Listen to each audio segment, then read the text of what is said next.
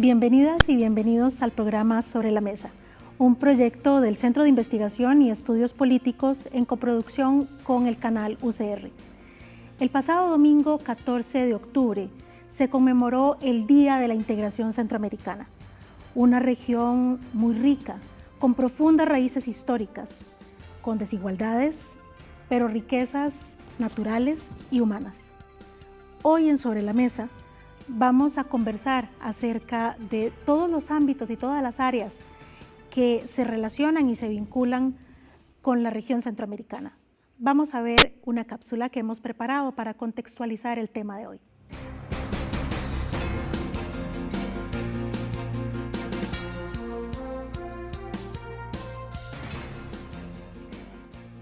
Centroamérica es una región con oportunidades extraordinarias para el desarrollo económico y la integración política, ya que se interconecta a través de carreteras, rutas marítimas y tecnologías de la información. Sin embargo, existe un grave problema de seguridad ciudadana que ataca principalmente al denominado Triángulo Norte de Centroamérica, que está compuesto por Guatemala, El Salvador y Honduras. Este problema de seguridad ciudadana termina erosionando la confianza en las instituciones políticas de la región. Centroamérica se encuentra en un momento crucial que definirá el modelo de desarrollo de los próximos años, ya que sus países integrantes poseen problemas comunes asociados a la mala distribución de la riqueza, ineficiencias en el sistema tributario, crecimiento económico lento y redes de corrupción que acentúan los problemas sociales y debilitan los sistemas judiciales, que ya de por sí se encuentran plagados de impunidad. Hoy ponemos sobre la mesa la actualidad política y el futuro de Centroamérica.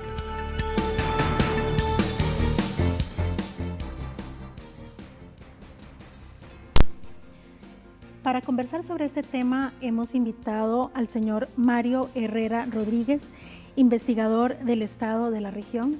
Bienvenido. A la señora Lina Barrantes Castagnaro, directora ejecutiva de la Fundación Arias para la Paz y el Desarrollo Humano. Hola, muchas gracias. Bienvenida. Y el señor Abelardo Morales Gamboa, investigador de la Facultad Latinoamericana de Ciencias Sociales y docente de la Universidad Nacional. ¿Qué tal? Mucho gusto. Bienvenidos y muchísimas gracias por acompañarnos en este programa. Hace 30 años, Centroamérica celebró la firma de los tratados de paz, en los que de alguna manera se visualizaba un futuro distinto para la región, con transformaciones no solamente en el ámbito político, sino también social y económico. ¿Cómo está Centroamérica hoy? ¿Cómo visualizamos este presente y este futuro de la región centroamericana? Abelardo. Sí, a mí me parece que el proceso que se inició hace 30 años fue un proceso bastante importante, no solamente porque se le puso final a los conflictos armados, a la violencia en Centroamérica, a la violación de los derechos humanos y al autoritarismo que en aquel entonces afectaba de manera importante a las sociedades centroamericanas, principalmente a Guatemala, a Nicaragua, El Salvador, parcialmente a Honduras, pero también yo creo que hay otros elementos. Ese episodio también provocó una fractura en términos de que Centroamérica inició una nueva etapa del desarrollo que no necesariamente se condujo a través de la búsqueda de soluciones a los problemas que habían originado los conflictos armados, que estaban fuertemente no solamente enraizados en el autoritarismo, sino también en la desigualdad social, en la debilidad de las instituciones y en general en una débil cultura cívica de las sociedades centroamericanas. Y creo que eso es lo que estamos experimentando hoy en día. Y un poco mi conclusión, ¿no? mi visión alrededor de esto es que en Centroamérica ha venido viviendo en su desarrollo histórico después de la independencia episodios en los cuales entre 30, 40 o 50 años se produce una nueva crisis que no envuelve solo a un país, sino que envuelve al conjunto de la región, ¿no? Entonces, por ejemplo, vemos como después de la independencia en los años 40 del siglo XIX se producen todos los conflictos en torno a las disputas entre élites, en torno a la construcción o no, la constitución o no de una sola república centroamericana. Y después, superado esta etapa, viene luego, en la década de los 70, también del siglo XIX en adelante, toda una serie de conflictos y de tensiones. Luego, en la década de los 30 del siglo pasado, una nueva conflictividad que da como lugar el surgimiento de los regímenes dictatoriales en El Salvador, en Guatemala, en Nicaragua y en Honduras. Y luego, en la década de los 70, otra vez un nuevo episodio que tiene que ver con guerras civiles, tensiones políticas, crisis, y nuevamente, como 30 años después, estamos volviendo a una etapa de tensiones, de conflictos, de enfrentamientos, y creo que eso debería decir algo en relación con lo que es la historia de nuestra región, de nuestras sociedades, de este espacio geográfico, ¿no? Hace 30 años las principales discusiones eran en torno a la realización o no de elecciones libres, a la estabilidad de partidos políticos, a mayor participación ciudadana. ¿Hemos avanzado en ese tema o nos quedamos solamente en el tema más formal de la democracia y no profundizamos en otros temas que también se vinculan con un sistema democrático y participativo? Desde el proceso que usted menciona, de los procesos de paz, se ha venido dando un seguimiento bastante riguroso de lo que ha sucedido en las democracias de Centroamérica. Y hace unos años decíamos que estábamos en un momento en el cual las democracias tenían serias limitaciones, pero que al menos en el ámbito electoral se habían visto algunos avances. Hoy en día claramente estamos ante una situación que ni siquiera podemos hablar de democracias electorales estables. Y esto es algo recurrente en todos los países, ¿verdad? En todos los países, de una u otra manera, en mayor o menor medida, los procesos electorales han generado conflictos y fricciones que podrían desencadenar en crisis. Entonces, claramente estamos en una situación muy crítica y, como bien dijo el compañero, se trata de un momento a nivel histórico crucial, ¿verdad? Y yo quiero agregar un elemento más. Estamos también en un momento crítico a nivel internacional, es decir, lo que está pasando en los países cercanos a Centroamérica, lo que está pasando en Estados Unidos y en general a nivel mundial, hace que este momento sea todavía más complejo. En estos 30 años hemos visto a un grupo guerrillero convertirse en partido político y acceder al poder, a un presidente electo democráticamente abandonar la presidencia precisamente por la presión de los movimientos sociales. ¿Cuáles son esos desafíos, Lina, que tiene la democracia en Centroamérica? Yo coincido con Abelardo en que la causa estructural que nos llevó, o una de las causas estructurales más importantes que nos llevó a la crisis de los 70s, era la desigualdad. Era en el momento en el que se firma el acuerdo de paz, el último punto, el último pendiente es desarrollo. Ese siguió siendo un pendiente, en todos estos años, en estos 30 años, no avanzamos en el desarrollo, nos hicimos cada vez más desiguales para adentro y para afuera, cada vez más desiguales entre nosotros y cada vez más desiguales adentro, lo cual contribuye a ese desencanto democrático y a un montón de cosas, a un montón de los problemas que estamos teniendo, al crimen organizado, la violencia, la ilusión con soluciones mágicas. Va a venir un pastor que nos promete prosperidad. Al populismo que creímos que habíamos abandonado. Exacto. Que viene un poco por todos lados, porque ese populismo lo está viviendo el mundo entero, igual que el desencanto democrático, no es una característica únicamente nuestra, pero bueno, nosotros vemos más claro y más trágico lo que está pasando aquí, porque tenemos en Salvador, donde meten preso por corrupción al fiscal, al segundo de la Fiscalía General, le abren un proceso. En Guatemala donde tenemos los casos terribles de corrupción que están saliendo. En Nicaragua, donde hay la tragedia no solo de corrupción, sino de corrupción, de represión, de... Eso me hace pensar a mí que es que quizás uno de los problemas en este desarrollo reciente de Centroamérica fue haber pensado que los problemas se resolvían solo con elecciones, ¿no?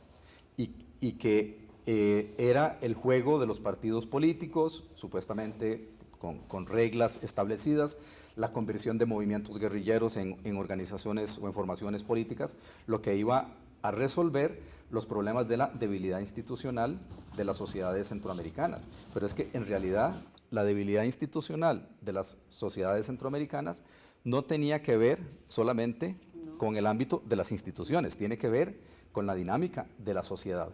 Y entonces lo que ocurrió en Centroamérica fue que en esta transición las viejas oligarquías se reconvirtieron, no desaparecieron. O sea, los dueños de las haciendas, los que controlaban la producción y la agroexportación del café, los que estuvieron vinculados a los enclaves transnacionales de banano, luego fueron los empresarios que adquirieron los bancos, que compraron la telefonía, que se metieron entonces al mundo de los negocios en la nueva etapa de transformación económica de Centroamérica, vinculado a los procesos de acumulación transnacional. O sea, las viejas oligarquías criollas, violadoras de los derechos humanos, autoritarias, aliadas con los militares, después de los años 90 se aliaron con el capital transnacional. Dejaron a un lado a los militares porque las formas de dominación se reconvirtieron, pasaron a otra etapa, ¿no? Agradecemos sus comentarios en nuestras redes sociales. Vamos a hacer nuestra primera pausa y al regresar vamos a continuar hablando sobre el ejercicio del poder en la región centroamericana. Ya regresamos.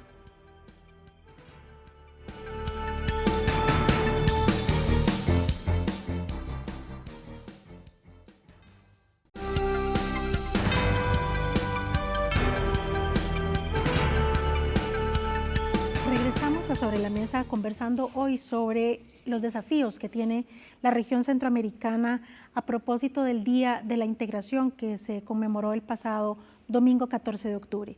Antes de la pausa estábamos conversando sobre esa reconfiguración de los actores políticos y militares en este caso, cuando adoptan distintas fachadas, ¿verdad? Estamos hablando de gobiernos que accedieron al poder legítimamente, ¿verdad? Por la vía normal, formal de las elecciones, pero han ido perdiendo credibilidad. ¿Será que esa reconversión o esa reconfiguración de los actores políticos de alguna manera termina desestabilizando o confundiendo a una ciudadanía que está necesitada de creer en algo o de aferrarse a algo o algún actor importante? Aquí hay un elemento que es central, que es el tema de la violencia. Como bien se mencionó en el reportaje que vimos al inicio, la violencia es un problema que se da en todos los países de Centroamérica y particularmente en el Triángulo Norte, y eso canaliza muchas de las demandas de la ciudadanía. Entonces ahí hay un problema porque precisamente las instituciones que los gobiernos han dado mayor prioridad para atacar el problema de seguridad son las policías, son policías militarizadas y por supuesto también los ejércitos. Entonces se trata de un fortalecimiento de instituciones que en muchos casos van a resolver una demanda de la ciudadanía, que son instituciones que no fomentan el ejercicio democrático, no fomentan la institucionalización de las democracias a largo plazo. Entonces por ahí hay una especie como de círculo vicioso donde uno de los principales problemas, uno de los que la mayoría de las ciudadanías de todos los países señalan como los que más lo aquejan, tiene la particularidad de que los populismos lo canalizan hacia instituciones que no necesariamente van a funcionar para las democracias en el largo plazo. Lina. Yo tengo la impresión que en el centro de todo está la inequidad. La inequidad hacia la gente, perder confianza en las instituciones, perder confianza en la democracia, perder confianza en los políticos, perder confianza en los vecinos, y Y eso, por ejemplo, nos está pasando aquí a nosotros, cada vez más encerrados, cada vez más en nuestras casas, cada vez más metidos en condominios, cada vez más sin pasar. El otro día le decían a una colega la broma que le decían, vaya y conozca San José, a una muchacha que está haciendo una pasantía, porque ella vive en Santana, viene de Santana a la oficina en carro y no conoce San José. Cada vez somos más guetos y cada vez tenemos más desconfianza de los partidos políticos, de las instituciones, cada vez los ricos son más ricos, cada vez es más chiquita ese porcentaje de gente que tiene mucho dinero. En la pausa decíamos... Yo pondría en duda ese sustento de legitimidad en el sistema electoral, porque lo que hemos observado en varios países, ¿no?, es que se abren portillos para facilitar el acceso al poder de determinados grupos. O sea, no necesariamente el juego es limpio, o sea, el juego electoral no necesariamente pero es libre. esa fue, digamos, el gancho o la clave en la que hicieron creer a los pueblos centroamericanos que la realización de elecciones libres, ordenadas, democráticas, era como la llave, la clave para la solución de todos los problemas. Por eso es que estábamos hablando también de los actores, ¿verdad? ¿Cómo logran transformarse? ¿Cómo los ejércitos pasan a ser un actor militar, pero también un actor político, un actor económico o un actor que tiende a confundir también los roles? Y esa mal llamada llave de acceso a un desarrollo distinto finalmente no se cumplió. No, porque yo creo que sigo con el razonamiento que yo estaba tratando de desarrollar, en el sentido de que no solamente es que en la sociedad no se rompen las grietas que separan a grupos sociales y que crean una serie de frustraciones, ¿no?, de taponamientos en los procesos de movilidad social, sino que se recompusieron los mecanismos de dominación. Y entonces no son solamente los mecanismos de dominación política, o sea, pasamos de las formas de la dominación política directa, a través de la violencia, a través del uso de la fuerza, a mecanismos de dominación a través de otras formas que podríamos denominar la dominación suave, ¿no?, a través de el desarrollo de mecanismos más sofisticados de penetración ideológica, de dominación ideológica, y en ese sentido entonces el mercado y la modernización y la inserción en el mundo internacional crea toda una serie de mitos, de imaginarios, de oportunidades, y yo creo que en ese sentido en Centroamérica hemos experimentado también algunos procesos después de los años 90 de ensanchamiento de la capacidad de consumo de ciertos grupos, de grupos medios. Algunos por la posibilidad que les permitió el acceso al empleo y la educación y el empleo, como en el caso de Costa Rica. En el caso de los otros países centroamericanos, y estoy hablando de Guatemala, Honduras, El Salvador y Nicaragua, hubo una ampliación del consumo y por lo tanto de la idea del imaginario de ciertos grupos sociales de que eran clase media, ahora que se habla de esto de que todos somos clase media, ¿verdad?, a través de las oportunidades que le brindaba al consumo el acceso a las remesas, ¿no?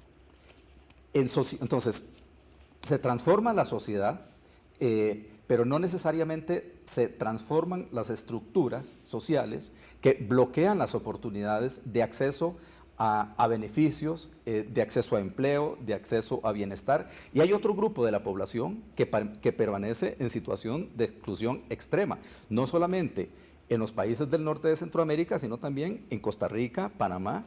Entonces, hay todo un proceso, no solamente de transformación, de recomposición de los actores que están en el bloque dominante, ¿verdad?, sino también del resto de los actores sociales. Hubo todo un proceso de desmovilización de la capacidad de resistencia política y de acción política de las masas populares como resultado de procesos de cooptación de diversa naturaleza. Muchos de ellos fueron procesos de cooptación ideológica, ¿no?, y que están hoy en día muy claros, muy presentes, sobre todo en el papel que están cumpliendo algunas iglesias, algunos movimientos de carácter cristiano, algunos también, algunas formas de encantamiento, no solamente religioso, sino de encantamiento civil, que juegan algunas figuras, ¿no?, mesiánicas a través de la oferta de promesas a la población de bienestar, de superación, ¿no?, que no tienen un claro enraizamiento en los modos de vida reales de la gente, ¿no?, sino que plantean una serie de contradicciones y tensiones a los sujetos, a los individuos. Lo que pasa es que sí, eso que estás diciendo, cuando vos estás en esa situación o tenés a un pueblo en esa situación de desesperanza, la única alternativa que ven como posible es algo mágico. Algo que inclusive que viene de afuera, ¿no? Algo, sí, algo que mágicamente me va a hacer poder comprar el último teléfono, el último. Entonces, ahí aparece esa figura que estaban mencionando, ese actor político trascendentalísimo que está jugando un rol muy, muy importante en todos los países de Centroamérica. Y que en apariencia rompe con esa imagen tradicional del político que siempre ha estado ligado a partidos políticos y se vende tal vez como una falsa imagen mágica. De líder político que no es tal. Es una alternativa mágica que se presenta como partido político. Entonces tenemos a los neopentecostales en Nicaragua, en el poder, aliados con Daniel Ortega. Estuvimos a punto de tenerlos aquí. Los tenemos en Guatemala. Están aquí, tienen 14 diputados. No ganaron la presidencia, pero tienen un control político importantísimo. Los tenemos en Guatemala, los tenemos en Honduras. Creo que solamente en Salvador no es un grupo sólidamente constituido. Están a punto de ganar las elecciones en Brasil, la alianza con ellos. Entonces, ese es un fenómeno, perdón, que hace 30 años no nos imaginábamos.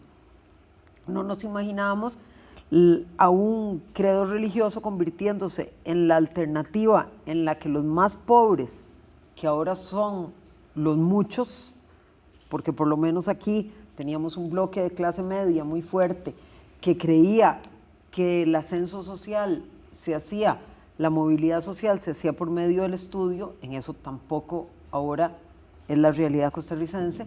Antes, cuando yo estudiaba, uno salía de la universidad y estaba seguro de que iba a tener trabajo. Ahora hay muchísimos muchachos que salen de la universidad y no encuentran trabajo fácil.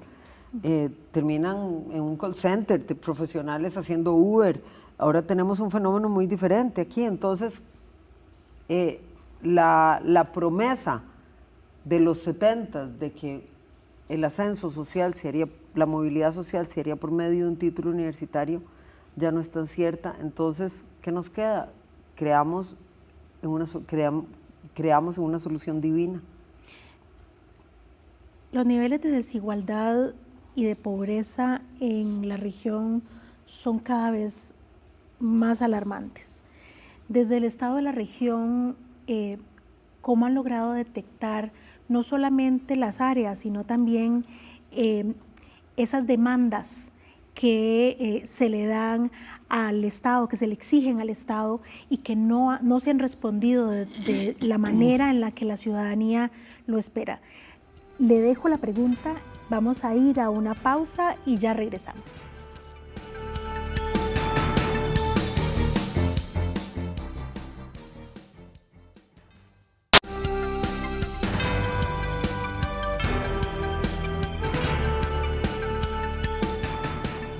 Antes del corte hablábamos sobre los niveles de desigualdad en la distribución del ingreso, en la pobreza que cada vez se hace más evidente en las distintas comunidades centroamericanas, y pensábamos un poco en mayores demandas de servicios públicos, transporte, agua, saneamiento, educación. Y echando la vista hacia atrás, esos eran los mismos reclamos hace 30 años. Tampoco hemos avanzado en estos 30 años en la región, que seguimos hablando de que hay zonas sumidas en pobreza extrema. ¿Cuáles son las respuestas del Estado ¿Qué es lo que ha logrado identificar el Estado de la región con respecto a esta materia? Sí, bueno, hay un aspecto muy importante que usted menciona ahí, y es que es importante definir exactamente de qué hablamos cuando hablamos de desigualdad, por ejemplo. Inicialmente, si uno ve la desigualdad de ingresos, ¿verdad?, lo que las personas, las familias les entra mes a mes como salario u otras ayudas, uno ve que muchos países de la región lograron paliar desigualdades muy grandes con base en las remesas, por ejemplo. Sin embargo, recientemente esto se ha estancado, es decir, los países ya se quedaron en el último quinquenio más o menos en un nivel de desigualdad muy elevado en la mayoría de países de la región. Sin embargo, cuando uno mide otros indicadores un poco más específicos, como el de exclusión, es decir, en qué medida las personas son cubiertas por instituciones del Estado, en qué medida son excluidas o no de los sistemas educativos, en qué medida tienen seguridad social, ahí sí se nota un agravamiento en el tiempo, ¿verdad? Entonces, claramente estamos ante grandes proporciones de la población que el Estado no atiende. Un dato interesante salió de una encuesta que hizo el Instituto de Investigaciones Sociales de la UCR, que se fueron a encuestar a personas, específicamente jóvenes, en barrios urbanos marginales de Centroamérica, y se dieron cuenta que más o menos un poco más de la mitad de los jóvenes tienen planeado como una decisión y una planificación real migrar, ¿verdad? Y esto, lo complicado y lo preocupante es que se da en un contexto en el cual la migración está siendo atacada fuertemente desde Estados Unidos. De manera que esta exclusión, ¿verdad?, y este total olvido de los estados por las personas ya parece que está perdiendo una válvula de escape que antes tenía. La migración se criminaliza, ¿verdad? Y es fuertemente castigada cuando vemos a ciudadanos hondureños, por ejemplo, que han caminado largas jornadas para poder buscar un mejor lugar que les brinde una mejor calidad de vida. La pregunta que surge aquí es, ¿estamos obligando a nuestra gente a buscar otro lugar donde vivir mejor porque nuestros estados han perdido la capacidad de responder a sus demandas? ¿Es eso lo que estamos viviendo ahora? Yo creo que hay una serie de factores que entran en juego en esta situación, porque decir que la migración es solamente, la causa de la migración es solamente las desigualdades, nos lleva a pensar que son solamente personas pobres las que se van, y en realidad creo que hay un proceso, hay un problema que tiene que ver con estados casi en situación casi a puertas de convertirse en estados fallidos, ¿no? Estados que no resuelven, no satisfacen las necesidades de la gente. Y yo creo que en la demanda de mucha gente, de muchos hondureños, que están involucrados en esta marcha que ya penetró a territorio de Guatemala, está fundamentalmente el reclamo al Estado hondureño de que no quieren vivir en Honduras porque en Honduras no viven seguros. O sea, no es porque en Honduras estén muriendo de hambre, es que en Honduras corren el riesgo de que los mate algún grupo narco, de que los asesine algún grupo militar o inclusive alguna fuerza policial o parapolicial, ¿no? Entonces hay una combinación de factores. Creo que hay factores de carácter estructural que sí, que tienen que ver con las contradicciones, la desigualdad, pero también la violencia, la desesperanza y la ausencia de espacio público. O sea, en realidad la ausencia de un ámbito de civilidad que haga a las personas sentir la seguridad de vivir en su casa, en su pueblo, en su país. Si en el contacto que yo he tenido con mucha gente en El Salvador, en Honduras, en Guatemala, la percepción, o sea, la narrativa constante es yo no me siento seguro no me siento seguro en mi barrio, no me siento seguro en mi pueblo, no me siento seguro en el país, ¿no? Entonces esta percepción de inseguridad no es solamente una percepción de inseguridad frente a la violencia, es que la seguridad se construye o sea, la seguridad es multidimensional, ¿no? Tiene muchos elementos y en ese sentido, entonces, creo que uno de los importantes desafíos que tiene Centroamérica, ¿no? En este momento, ¿no? de cuestionamiento no solamente a los alcances de la integración centroamericana, sino de cuestionamiento a cuál ha sido realmente el carácter, el alcance y el resultado de estos procesos de transformación de Centroamérica. Es que creo que hablar de la globalización de Centroamérica nos lleva estrictamente a hablar de la migración, porque claro que hay una serie de negocios y de nuevas actividades y reconfiguración de las sociedades centroamericanas en razón de estas nuevas formas de interacción e integración con la economía global, pero el fenómeno que ha globalizado a Centroamérica es la migración. Y la migración, entonces, no es una respuesta, una estrategia de la población para insertarse a la globalización, sino que es una respuesta a la precariedad. ¿Por qué? Porque lo que vemos realmente es que esos casi 5 millones de centroamericanos que están fuera de sus países están en los Estados Unidos en los empleos más precarios, en los barrios más peligrosos, en condiciones de desigualdad, pero además en condiciones de ilegalidad, porque son migrantes indocumentados. Igual que buena parte de los nicaragüenses y de otros centroamericanos aquí en Costa Rica. Entonces, también eso creo que es importantísimo porque la migración no está produciendo integración, la migración está produciendo desintegración, porque la migración está produciendo no ciudadanos, ¿no? O sea, la migración no le está dando la oportunidad a esos millones de centroamericanos, ¿no? de poder ver cumplidos sus derechos como personas. Sí, ¿no? integrarse. Exactamente. Entonces, no es solamente o sea, el concepto de integración no es la integración interestatal. Es que yo creo que el tema central de la integración es la integración del individuo, del sujeto, como persona con derechos al sistema social. Y yo creo que en Centroamérica lo que menos tenemos es integración de las personas. Puede haber comercio, puede haber integración de los capitales, puede haber, como veíamos en la cápsula inicialmente, vías de comunicación, o sea, proyectos de infraestructura, pero no hay, o sea, la integración no tiene gente, la integración no tiene personas. Es integración a la que aspira, por ejemplo, la Unión Europea, y que de Efectivamente, alguna manera sí. lo consigue. Sos ciudadano europeo en toda Europa, tenés acceso a la educación en toda Europa, tenés acceso a los servicios de salud con ser ciudadano de cualquiera de los países en los otros países. Sí, esa no es la realidad de nosotros para nada. Y lo que vos decís, lo que acabas de decir, de que que no es solo la pobreza lo que mueve, aquí tenemos en este momento el ejemplo clarísimo con la migración nicaragüense. Tenemos una oleada de migración nicaragüense que se viene a tener esos trabajos de los que hablas, los trabajos más precarios, a vivir en guetos de pobreza, a estar muy mal, vienen.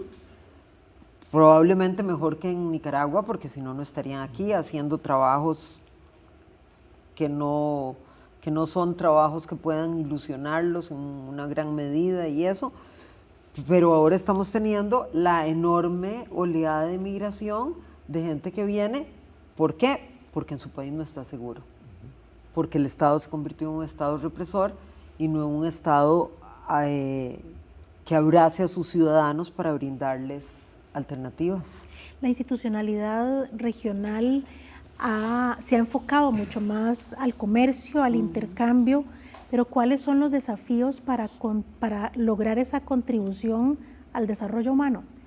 ¿Qué es lo que se le puede exigir a esa institucionalidad centroamericana de integración para lograr que de verdad impacte en el desarrollo humano de la misma manera que lo ha hecho a nivel de intercambio comercial?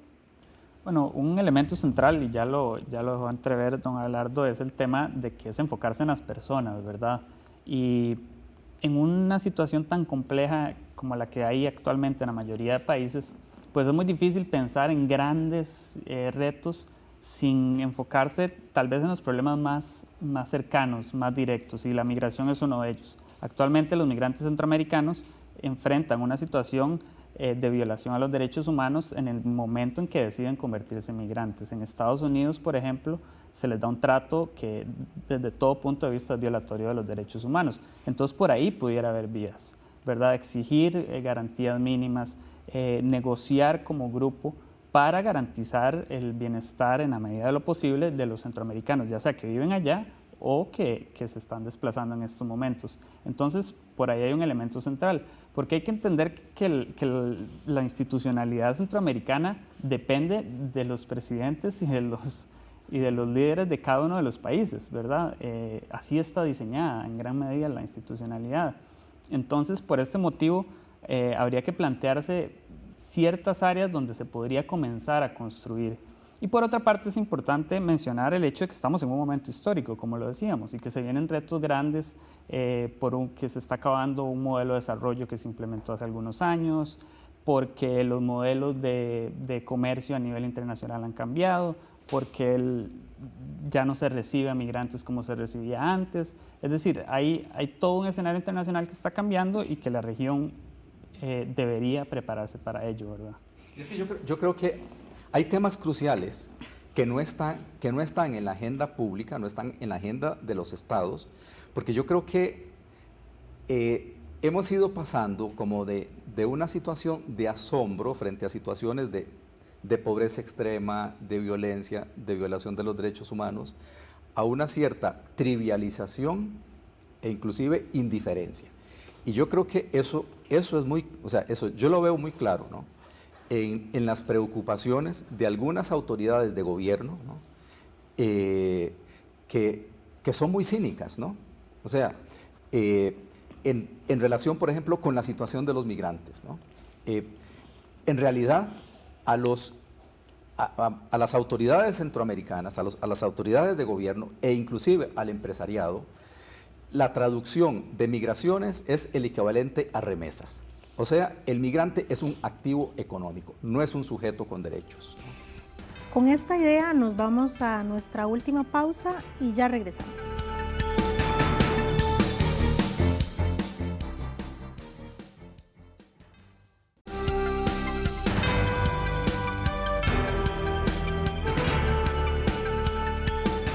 Regresamos a Sobre la Mesa, hoy conversando sobre los desafíos de una región centroamericana convulsa en lo político, fragmentada en lo social y económico. Y eso nos lleva a reflexionar, que era un poco lo que estábamos haciendo en la pausa, acerca de cuáles son esas manifestaciones de la ciudadanía, qué le queda, cómo se organiza para protestar, para manifestar su descontento o su enojo. Algunos lo han llamado la democracia de la calle. ¿Qué opinan ustedes? ¿Cuáles son esas manifestaciones que utiliza la gente para exigirle al Estado respuestas? En este país vamos a la Sala Constitucional. Un porcentaje enorme de los conflictos, la gente tiene la impresión de que quien tiene la obligación de dirimirlos es la Corte, la Sala Constitucional. Entonces, por eso es que ha estado durante muchos años en ese nivel de desbordamiento la Sala, porque recibía todo y todo el mundo amenazaba a todo el mundo con meterle un amparo, te meto un amparo, o si tengo un problema te acuso de acoso en el trabajo, y tendemos a judicializar la mayoría de los problemas. Sin embargo, no es el caso en el resto de los países. No, porque ahí hay poca confianza en las instituciones judiciales. Bueno, ¿quién va a ir a la Sala Constitucional en Guatemala a ver a quejarse de que en el hospital no le quieren programar una cita de cirugía, ¿no? Pero yo creo que lo que sí está ocurriendo en Centroamérica, no solamente aquí en Costa Rica, son nuevas formas de movilización social, de resistencia y de protesta, quizás muchas de ellas sectorializadas, o sea, con demandas muy específicas, o sea, ya no tienen que ver con las formas de movilización que correspondían a los grandes movimientos sociales, sino que uno observa en algunos territorios, por ejemplo, en Guatemala, ¿no? Movilizaciones indígenas, de comunidades indígenas en contra de los megaproyectos mineros, ¿no? En Honduras también, movilizaciones de organizaciones campesinas y de organizaciones indígenas también en relación con la defensa del ambiente, y eso entonces también está produciendo una gran tensión. Por ejemplo, el asesinato de líderes sociales, el caso de Berta Cáceres creo que es emblemático en ese sentido, y yo diría que la caminata de los migrantes hoy en día en Honduras es quizás una forma de protesta, o sea, una forma de movilización social y de protesta social en contra del régimen, ¿no? No es un simple paseo. Y hoy en día en Nicaragua, creo que en Nicaragua hay una emergencia social y política en contra del régimen, en contra del gobierno, en contra de la represión. Y aquí en Costa Rica también ha habido otras formas de movilización, no necesariamente la que hemos visto recientemente es la única, ¿no? Hay movilizaciones territoriales, ¿no? Ha habido movilizaciones por demandas que tienen que ver con derechos, con el planteamiento de una nueva ciudadanía, ¿no? Por ejemplo, la movilización en torno al matrimonio igualitario, movilizaciones inclusive en relación con el derecho de la mujer a decidir, ¿no? Entonces, creo que también estamos viviendo en un momento en el que la sociedad se manifiesta de muy diversas maneras, porque la agenda de las demandas, de las reivindicaciones, se ha dispersado en función de que también ha habido un proceso de dispersión de los actores sociales, sobre todo de grupos medios y de grupos populares. Y no necesariamente todas estas formas de movilización convergen entre sí. O sea, no necesariamente crueldad animal no es lo mismo. No, exactamente. Puede ser que haya quienes, y en ese sentido a mí me parece que es muy interesante, porque en la sociedad costarricense hay un juego, un movimiento entre progresismo y conservadurismo, ¿no? O sea, somos progresistas frente a algunos temas, pero conservadores frente a otros, ¿no? Y creo que hoy en día se está viviendo esto, ¿no? O sea, hoy en día hay un enfrentamiento feroz, ¿verdad? Entre grupos, entre gente que uno suponía que son progresistas de una forma y progresistas de otro lado, ¿no? Pero entonces eso nos lleva también a preguntarnos qué es ser progresista hoy en día, qué es ser democrático, ¿no? Inclusive qué es ser de izquierda, qué es ser de derecha, porque creo que lo que estamos experimentando también es una declinación, una caída, un vacío de las doctrinas políticas tradicionales, que están siendo llenadas por nuevas formas de pensamiento, por nuevas formas nuevas formas ideológicas a través de las cuales se conduce la acción política. Y en ese caso, entonces yo creo que en Centroamérica lo que estamos viendo es que aquellas alianzas entre políticos y militares hoy en día son alianzas entre políticos, militares y religiosos, ¿no?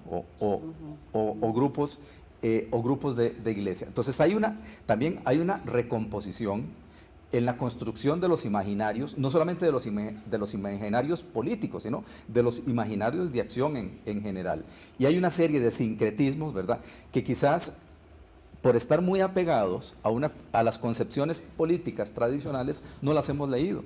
O sea, no hemos leído cómo hoy en día se están construyendo nuevas formas de concebir el mundo, inclusive por la gente de la calle. O sea, no estamos hablando de la elaboración, de la construcción de elaboraciones muy sofisticadas, muy intelectuales de las explicaciones de la realidad, sino cómo la gente sencilla y corriente, o sea, el vendedor de lotería, el taxista, se explica las cosas y cómo las procesa y cómo construye una justificación que le sirve como manera de orientar sus acciones y de organizar su vida, ¿no? Mario, ¿cómo podemos caracterizar esa expresión de las manifestaciones de la ciudadanía en los otros países de la región? conociendo que desde el Estado de la región se han caracterizado por estudiar la realidad regional, ¿cómo podríamos describir esas manifestaciones tomando en cuenta lo que Abelardo nos está diciendo?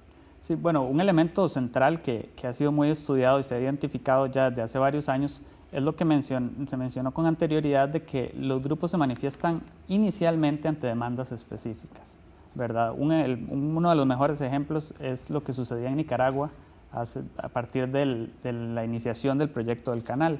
Ahí se dio un surgimiento de muchas protestas, sobre todo en zonas rurales, protestas de grupos de campesinos, ¿verdad? Y eran fuertes protestas, eran muy reprimidas por el gobierno, pero se mantenían dirigidas hacia el tema del canal inicialmente.